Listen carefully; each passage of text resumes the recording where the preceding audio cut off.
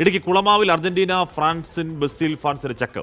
Vadakkepuzha check ഡാമിൽ സ്ഥാപിച്ച മെസ്സിയുടെ കട്ടൌട്ടിനടുത്ത് നെയ്മറുടെ ഒരു പടുകൂറ്റൻ കട്ടൌട്ട് സ്ഥാപിച്ചാണ് മധുര പ്രതികാരം. മെസ്സിയുടെ 25 അടി കട്ടൌട്ടിന് എതിർവശം 45 അടി ഉയരമുള്ള നെയ്മറിന്റെ കട്ടൌട്ടാണ് ഉയർത്തിയിരിക്കുന്നത്. രാഹുൽ വിജയൻ തയ്യാറാക്കിയ കട്ടൌട്ട് റിപ്പോർട്ട് കാണാം.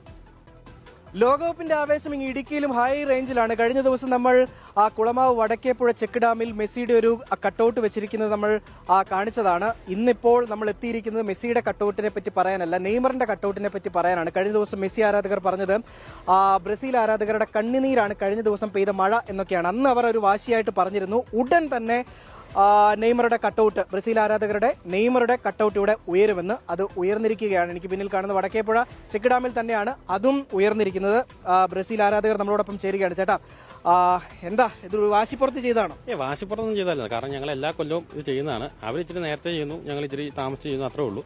അതിൻ്റെ പുറത്ത് ചെയ്യുന്നതാണ്. എല്ലാ കൊല്ലവും കുളമാവിൽ ഇത് ചെയ്യുന്നതിൽ ഏറ്റവും വലിയ കൊടിയാണെങ്കിലും ഫ്ലെക്സ് ആണെങ്കിലും എന്താണെങ്കിലും വെക്കുന്നത് ഞങ്ങൾ തന്നെയാണ്. അപ്പോൾ അതിൻ്റെ പുറത്ത് ഈ തവണയും വെച്ചു.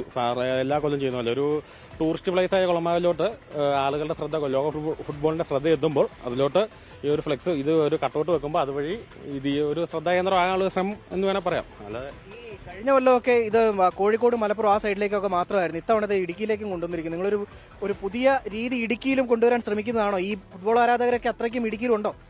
ഉണ്ട്. നമ്മളിപ്പം ഇടുക്കി ജില്ല എന്ന് പറയുമ്പോൾ കുളമാവ് എന്ന് പറയുന്നത് ശരിക്കും ഒരു ടൂറിസം ബേസ്ഡ് ആയിട്ടുള്ളൊരു ഗ്രാമമാണ്. അപ്പം അവിടെ ഇച്ചിരി കൂടെ അടിപൊളിയായിട്ട് ഫുട്ബോളിനെ ആരാധിക്കുന്ന ഒത്തിരി ജനങ്ങളുണ്ട്.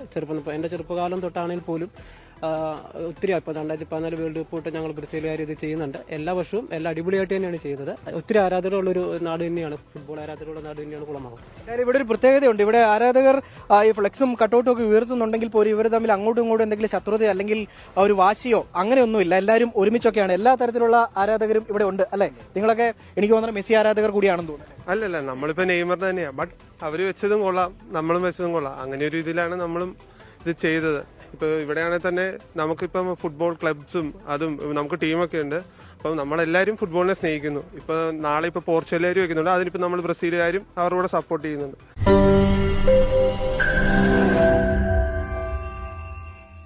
ലോകത്തെവിടെയായാലും ഏത് സമയത്തും 24 വാർത്തകളും ഓഗ്മെന്റഡ് റിയാലിറ്റി പാക്കേജുകളും എക്സ്പ്ലെയിനറുകളും വിശദമായി കാണാൻ ഞങ്ങളുടെ യൂട്യൂബ് ചാനൽ നിങ്ങൾക്ക് സബ്സ്ക്രൈബ് ചെയ്യാം.